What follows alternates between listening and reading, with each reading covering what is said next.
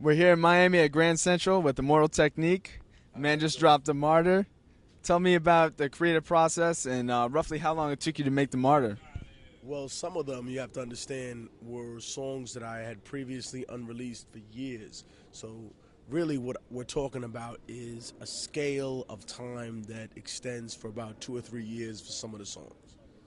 Some of them I wrote literally right before the project dropped. So it's a huge variety of music that we're talking about here. But I think what's most important to recognize is that I wanted to make a record for what fits the time right now, but can also be timeless, so that people aren't locked into one dimension of music. Revolutionary music, street music is hardcore hip-hop, but at the same time, this is not something cliche we're trying to put out. We try to put different spins on things. You know, everybody knows that the Volume 1 and the Volume 2 series always had a long speech, so this was a continuation of that, as we saw in Últimas Palabras before the last joint Sign of the Times. So it's definitely more in that vein of what we're doing. Great, great. Now, we saw the video with you and Mama Yancey for J Dilla. You know, how does it feel to have that J Dilla beat finally? And you know, what was the inspiration when you wrote on that beat? Well, you have to understand, I had held on to that instrumental for years, and I refused to even lay it down. I didn't put a lyric down in the studio, not one, until I had her approval. And at that point, I said, okay, fine, I'll think about this. But realistically speaking, you know, it feels incredibly humbling to have somebody like that be able to look at the music I make and tell me that it's inspiring and that they appreciate it. So one love to Mama Yancey. I appreciate her for making it happen. And also, I think it happened and it actually ended up taking place because I did things the right way.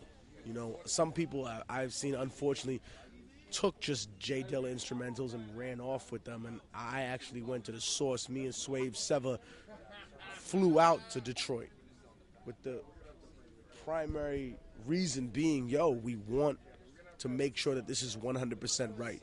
That yes, the J Dilla Foundation and all that, we have a lot of respect and support for, but I want to make sure that the family's good, to get her blessing for something like that, because that's incredibly important for me. Definitely, definitely. And also, for those of you that don't know, the Martyr is free. Tell us why you decided to make this album free for the people.